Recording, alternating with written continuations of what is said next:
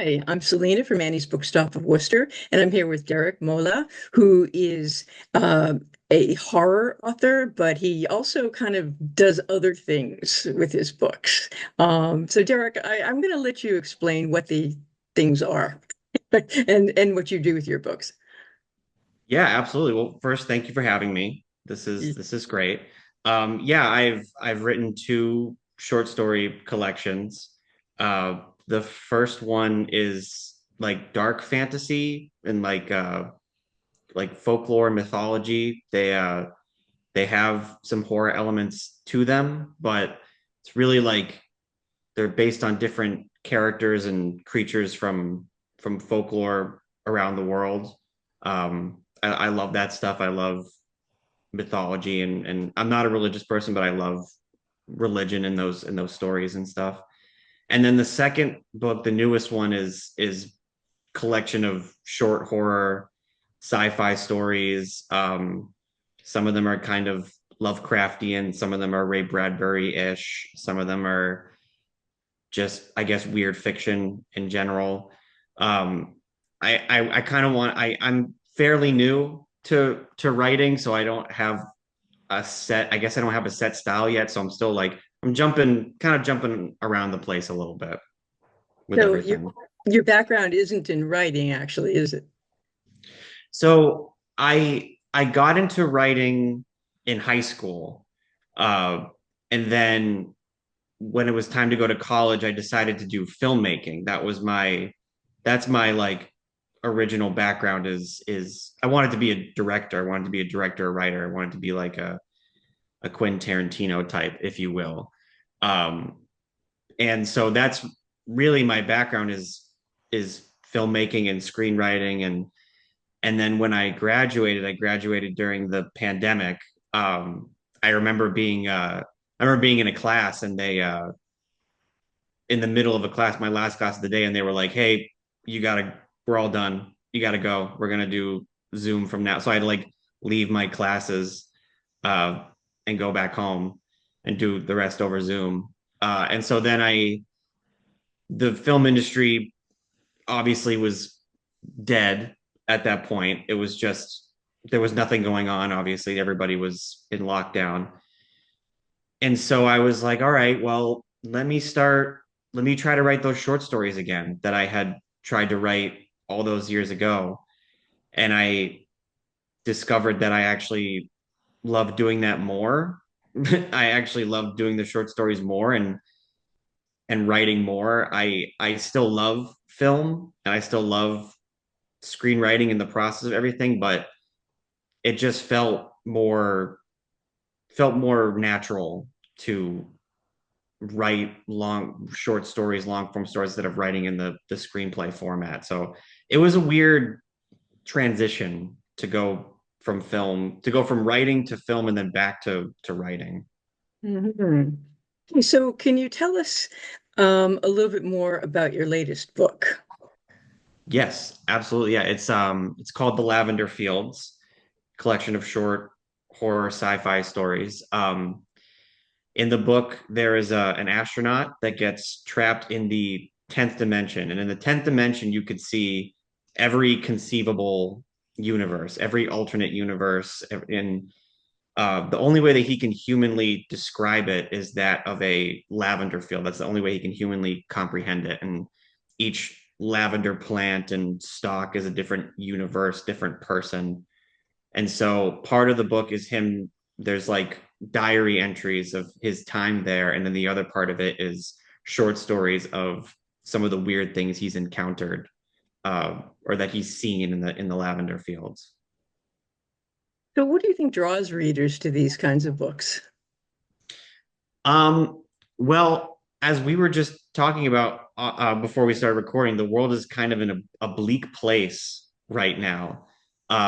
It's and I'm a very pessimistic person myself, and so I think in hard times, I think people do look for escape. They do want nice stories, but I think also for some people, they really want like honesty and I think for these kinds of stories, they're honest.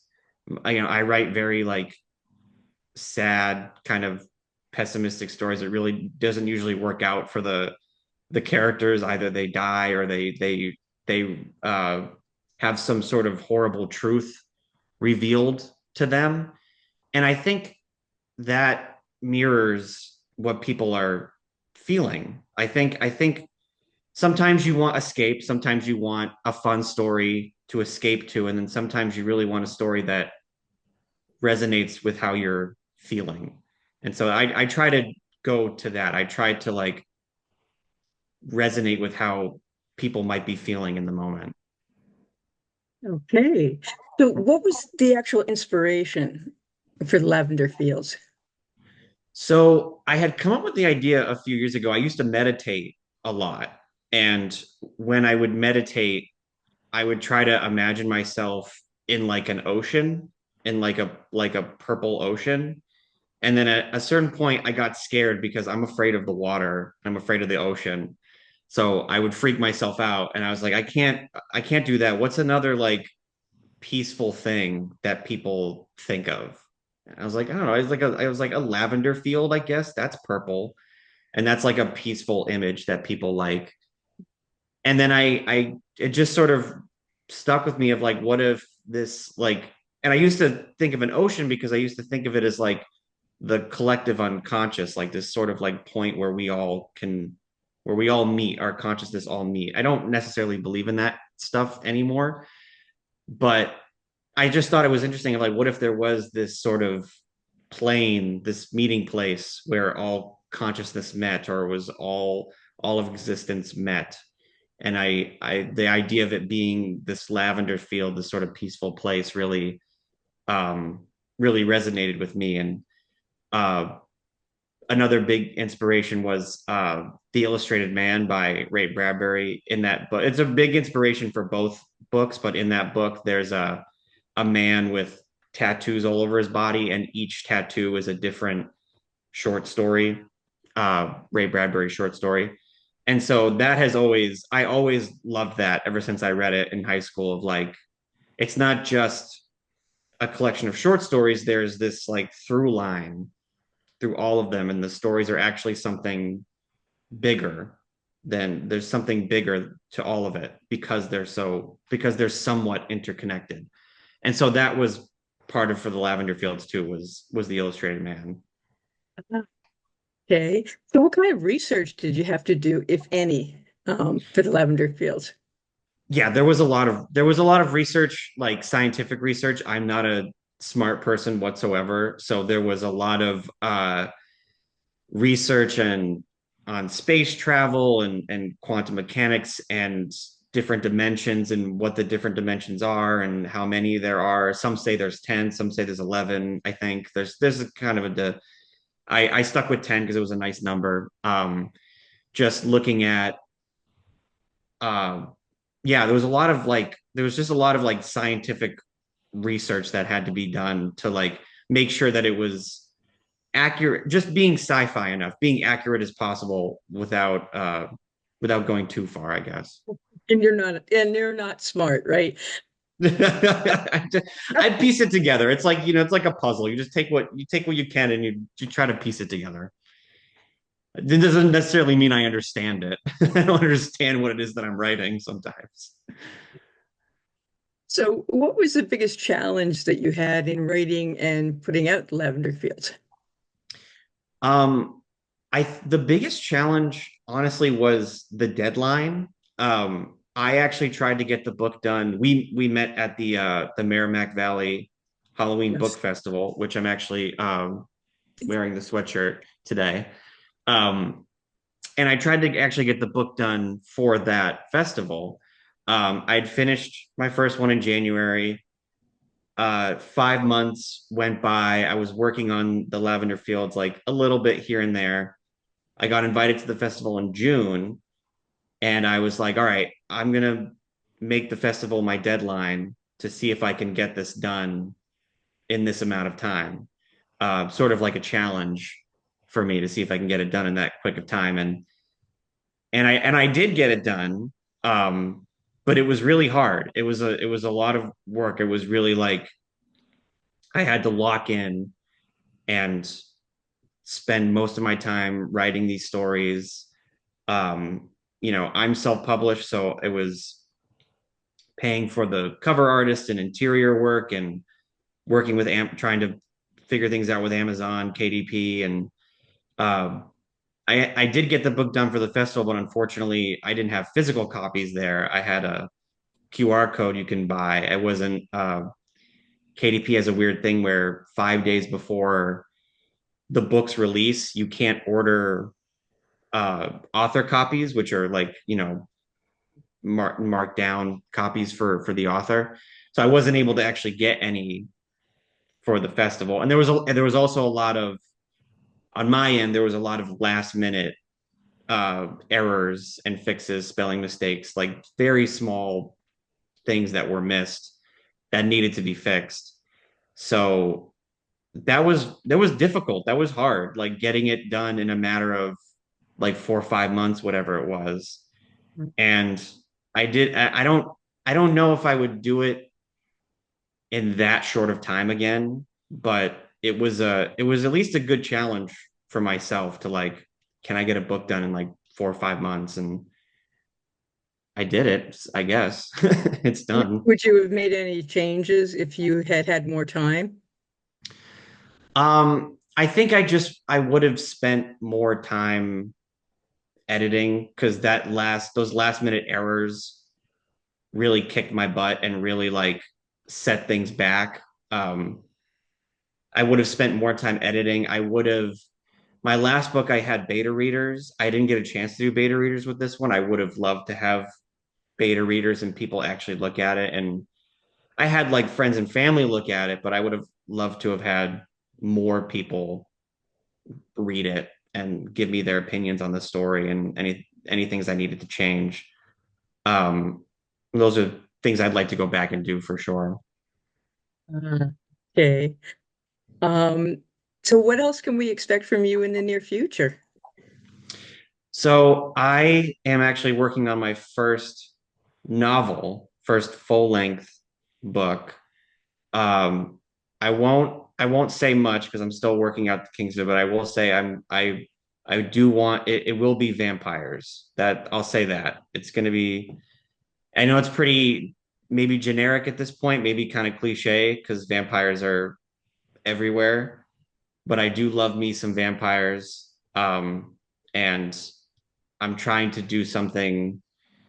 Everybody says they're trying to do something different, but I'm trying to do something different. I'm not trying to make this a standard vampire story. I'm trying to do something unique. And I don't know.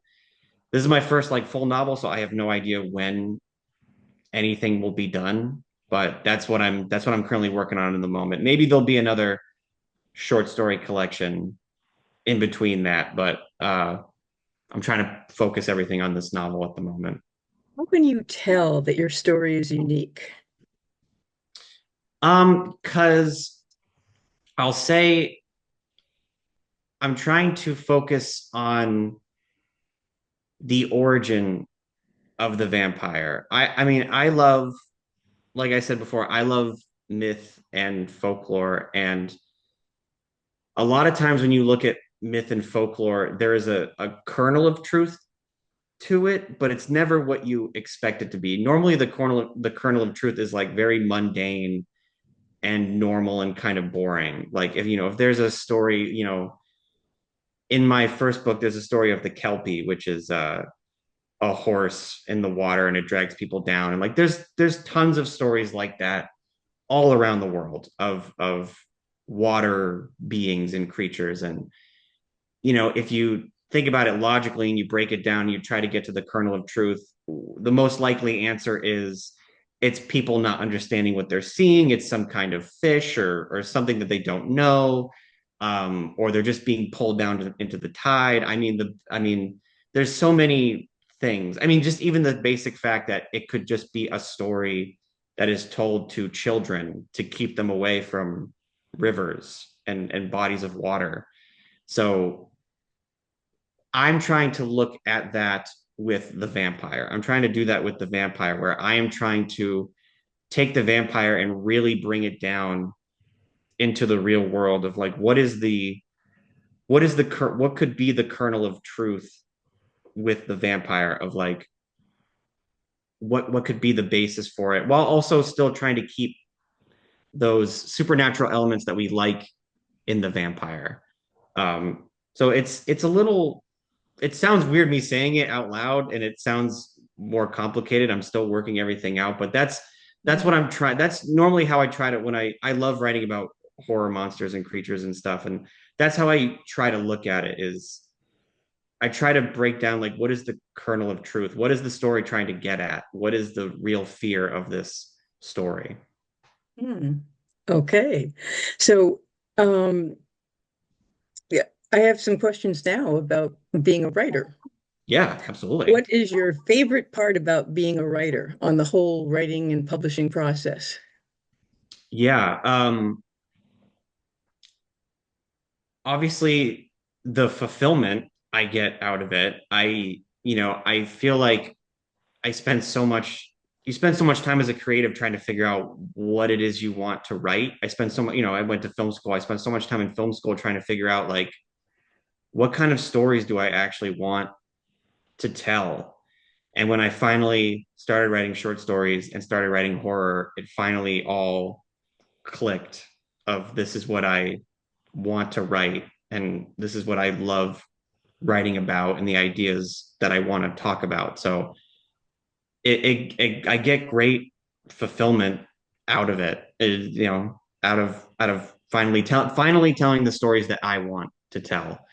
And then it's just all the people that I've got to meet. I mean, since I've started this journey, I mean, just recently being at the festival and um, doing book readings, and like I've met so many wonderful horror authors that have been very supportive. So it's been a good journey so far.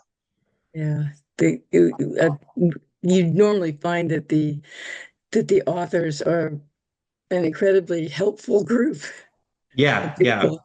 because they know they've been through it.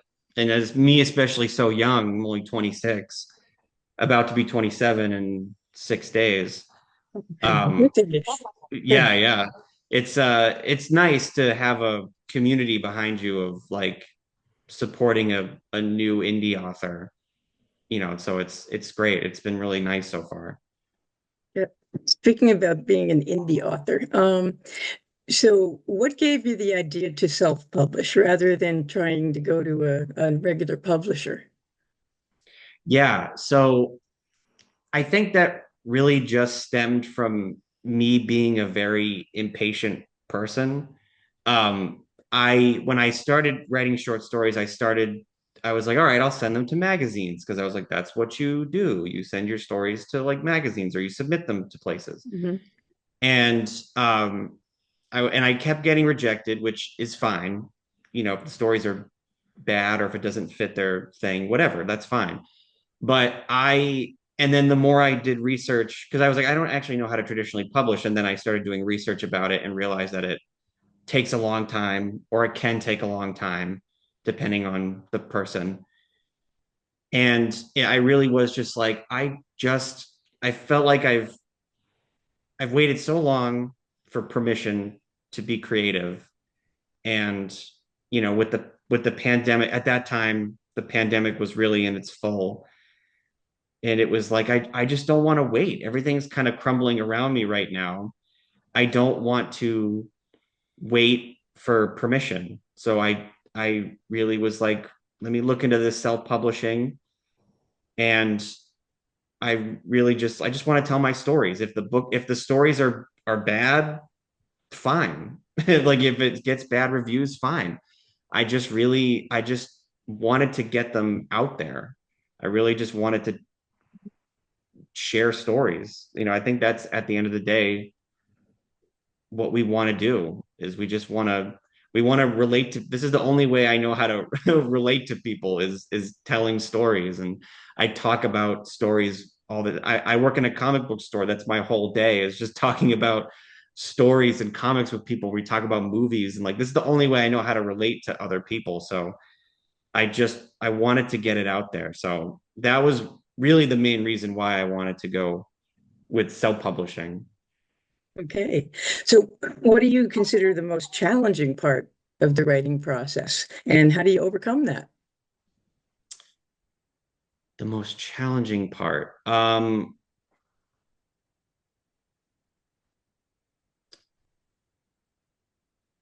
think it really is, it's not even the writing itself, it's everything afterwards for me is the hardest part. Well, I'll say work-life balance is really hard for me.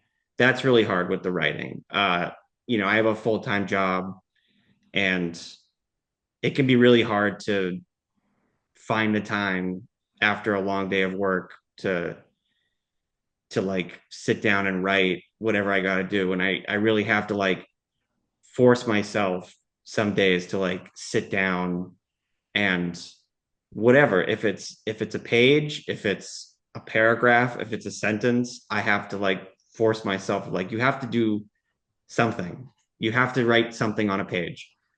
And that can be really hard. That's a real tough one for me, especially with my ADHD. It's hard for me to focus. That's a big one too, is just like some days it's just hard for me to focus on that page. And then really, yeah, it's everything afterwards. It's all the marketing, it's the hiring of people, it's the ordering copies and getting events ready. That's really the really hard part for me. And I'm also like very introverted, so it's very hard for me to, I'm a very anxious person. It's very hard for me to like get the confidence to go out and talk with people. And uh but it's but I just, you have to push through it. It's just what it, I want to get the stories out there. So, and that's for me, it's always a matter of, you have to like trick your brain, be like, I don't care how anxious I'm feeling right now.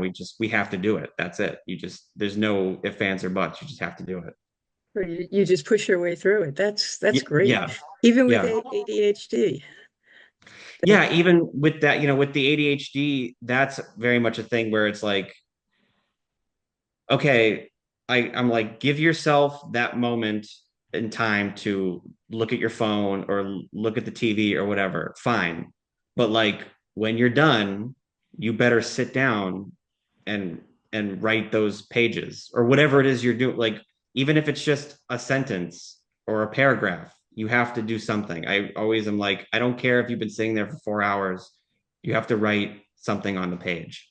And I very, that's very much my approach to, is it's more like sword cuts than a long slash. It's like death by a thousand cuts kind of thing. I just do, it's like little bits here and there every day, and then eventually it forms something.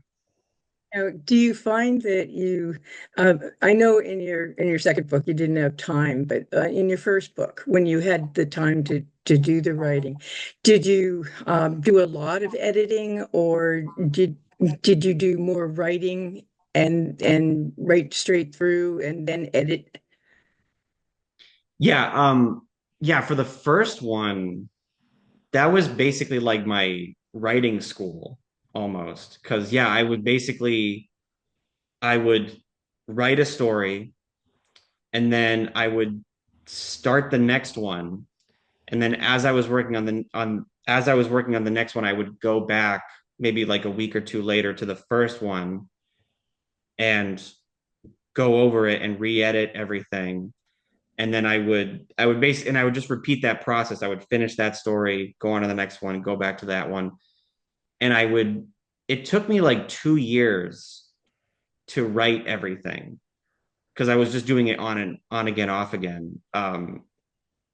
And I just wanted to really make sure, I wanted to really take my time of like, this is my debut self-publish, especially like, there's a lot of stigma with self-publishing, um, with that it's just not as good as a traditionally published book, because self-publishing, you don't have as much resources as a big publisher. So I really wanted to make sure that like everything was good and that everything looked great.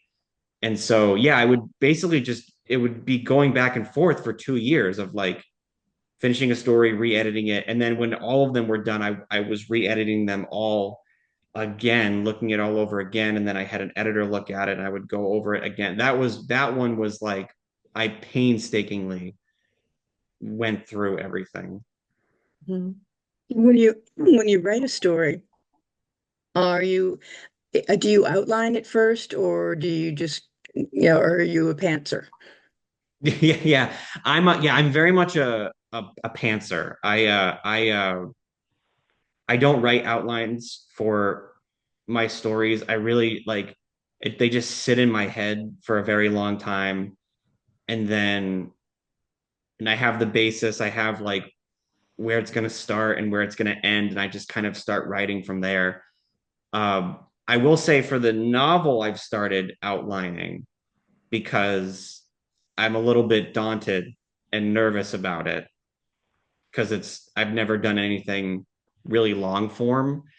So I I'm giving outlining a shot for this because for me, I'm worried that it's gonna be too much information. I'm gonna forget things or lose things. So I'm like, all right, let me just track everything. Let me at least get like the major beats down. But for short stories, no, I don't usually outline things. Okay. Um, so what has been your favorite adventure during your writing career? My favorite adventure. Well, I think really they've all been recent. You know, the festival was a really big adventure for me. I was so nervous leading up to it because I'd never done a big event or festival like this before. And everybody was so nice, and I got to meet so many great authors, and I got to, meet so many authors that I really respected.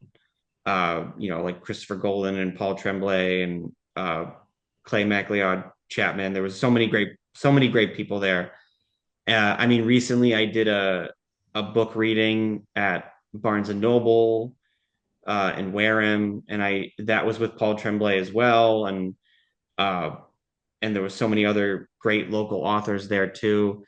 So they've all been very recent of like my writing adventures. When I wrote the first book, I really was like unknown. I was really just trying to get my foot in the door. And it's only been until recently where things have slowly been starting to take off, been having been doing more events and signings, and people are becoming more interested. So it's been a more recent thing.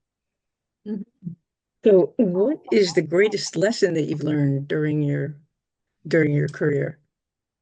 Um, Excuse me. I think the greatest lesson that I learned really was don't wait. Don't wait for permission to to start writing or start being creative. Like I mentioned before, I felt like I had waited so long for permission to do things. During film school, it was a matter of like I didn't feel like I was worthy enough to be making movies. I feel like I needed permission from somebody to start making movies that I was good enough.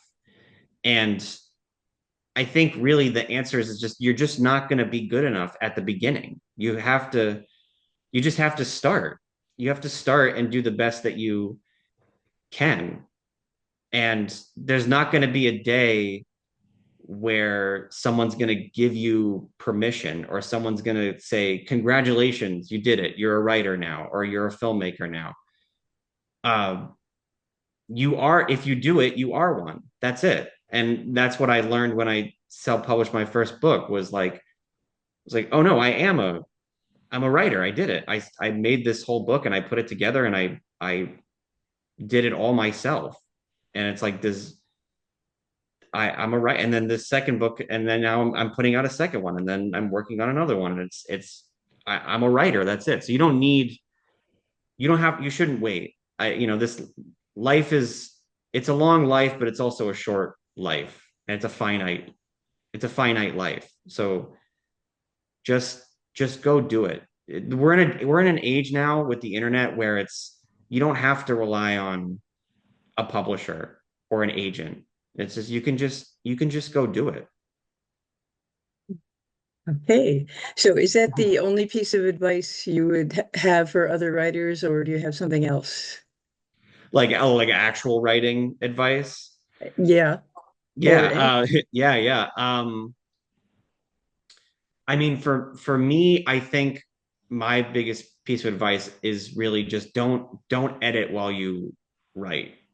I think that's for me that's a really big one because I have a tendency to go back and look at what I'm writing and it just takes too long. You're gonna take too long going back and forth and it's like just you just have to spew it out on the page. You just Mhm. whatever you have to write it out on the page.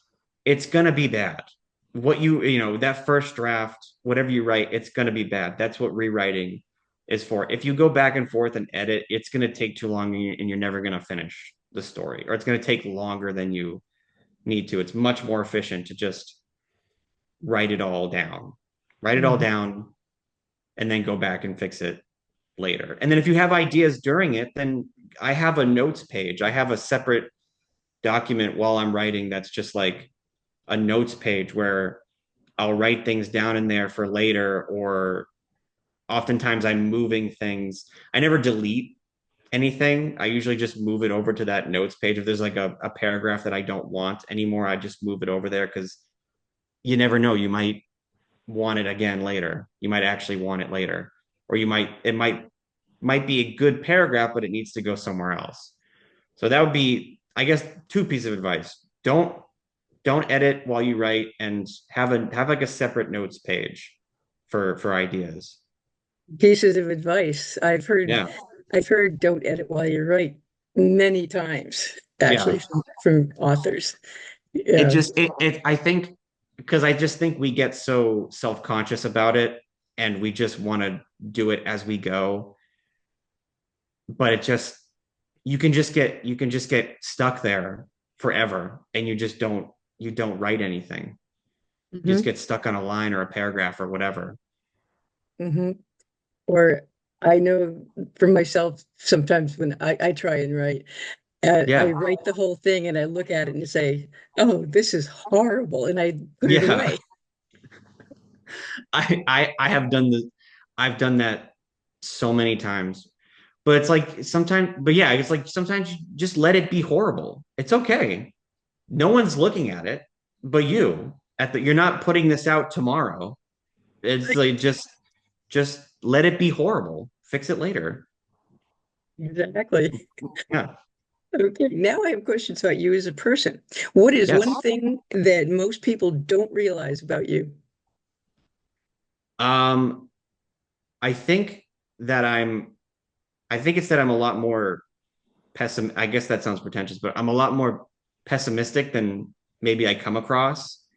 I try to be positive and friendly and um but sometimes it's hard for me to see the good. And I guess that's why I write about it. There's a famous philosopher, Emil Karan. He's a pessimistic philosopher, and he said about I'm gonna paraphrase, I'm gonna butcher the line, but he said something about writing, which is write what you would never say in public. Hmm. And I feel like that's very much the ethos of what I write, how I write. I try to write about what I would never be pessimistic in public. I would never put anybody down. The world's too bad for you to be an awful person. You try to be a good person. Um, but that's all within, you know, all that pessimism is within. So I try to put that out on the page. Question do you wish interviewers would ask you, and what would your answer be? I wish interviewers would ask me uh what my favorite superhero is, and it's Batman. And and he's the best superhero. Okay, why?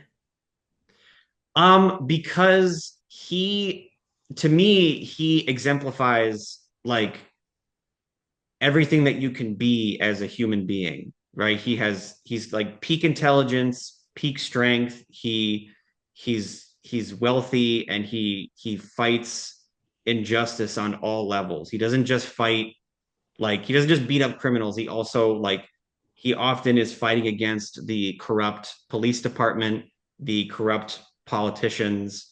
Um, he has peak willpower. He's the perfect he's a superhero with no superpowers. He's kind of the perfect example of like almost like he's like a god. He really is like a god. It's like this is what a human being in their peak performance could be. And I love that. And he's just cool. He's just really cool. Okay. So what are your passions when you're not writing, and how do you make time to do the things that you love? Yeah, outside of writing, I mean, I'm constantly reading. I guess that's a given. Just Mm. constantly reading. Um, Not only reading novels, but I also, like I said, I work at a comic book store, so I'm reading comic books all the time. I collect comic books. If you can't tell by the Batman question, huge nerd. Figured that. Um, I'm watching a lot of movies and TV shows. I love horror movies. I love bad horror movies. I love like so bad it's good type movies. I once a week, me and a friend of mine watch terrible movies. I play Dungeons and Dragons with a group of friends once a week. Um, I mean, it's hard to make time. I guess with those things, those are easy because those are set days of like, no, we do this every day. Those are those days. For the reading, it's hard. For the just sitting down and relaxing and reading, it's hard because some days I just really want to stare at my phone and not think and not do anything. But but I try to make the time for it. I think I'm passionate enough about writing that to me, if I stop reading, it helps me think and keeps the wheels turning, keeps new ideas coming along. Okay. Um, and now what does your writing space look like? Yeah, I'm usually on the couch. That's usually what my writing reading space is. I'm on the couch. I'm with a blanket. Um, I usually have like sometimes I have some music going, sometimes I don't. Depends on what I'm feeling. Um, there's always I have an iced coffee nearby. There's a dog on my lap. That's pretty like I just try to get as comfortable as possible. Okay, you answered like three of my next questions. Anyway, so as far as your dog goes, what kind of a dog do you have? He's like a Chihuahua Terrier mix. He's kind of like yay big. He's the family dog. I still live with my folks, so he's the family dog. I love him. His name is Bentley. So he hangs out with me. I have my days off. On my days off, we just hang out and just watch TV, and I'll either be reading or writing something. Do he help or hinder you with your work? Both. It's like when he's quiet and he's sitting, it's great. He's a great comfort, but also he's constantly barking when the mailman comes by. He constantly has to go to the bathroom, getting up. It can be a hindrance, but I wouldn't have it any other way. Do you write on a laptop or do you write freehand? I write with a laptop. Uh, Okay. it's sometimes I do have a notebook. I do also carry a notebook with me, and I'll write down ideas because I do find it there is something really cathartic about writing things down. I wouldn't be able to do it with a full novel or a short story, but there is something about writing things down that are really helpful and really nice. And but I mostly just do the laptop. Okay. Um, Now, do you have any favorite foods or drinks that you have with you? You just said iced coffee, right? Yeah, it's an iced coffee. I have it's got one right here. Uh, for snacks, it's usually like I love like trail mix or like a bowl of grapes or sometimes a bag of chips. I'm not particularly healthy. I guess the grapes are healthy, but it's I just need something like it's either candy or like I was really obsessed with Werther's like caramel candies for a while, and that like just having that was also super helpful. Just like another part of my brain while I'm writing. So yeah, sometimes snacks. Now I just have two more questions for you. Sure. Uh, where where can people find your books aside from Annie's Bookstop of Worcester? Because we can get your books. Yeah. Um, and if you want, excuse me, if you want Derek's books, you can call us at 508-796-5613, or you can send us email at orders@anniesbooksworcester.com. But where else can people find your books? They are available on Amazon and Barnes and Noble for print and ebook. Okay, great. How can people follow your work and excuse me, and share your awesomeness? Yeah, I'm on Instagram, I'm on Facebook, I'm on TikTok. It's all it's normally just Derek underscore Mola or Mola underscore Derek. And then you can go to my website too, derekmola.com.